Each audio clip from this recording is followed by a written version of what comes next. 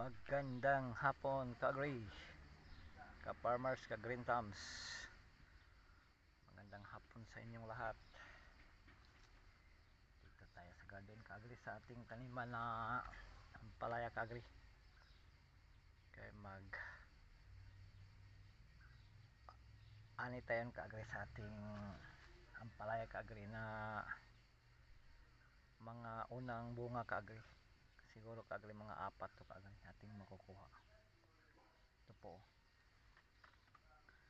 ating unang bunga ka-agri.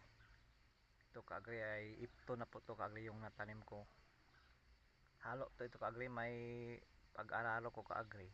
Nagtatanim na ako, may tumutubo na ampalaya ay kinukuha ko. Ito ang resulta ka-agri, ipto na po siya. So malaki naman pero hindi siya kataasan sa ipwan, yung ipwan mataas.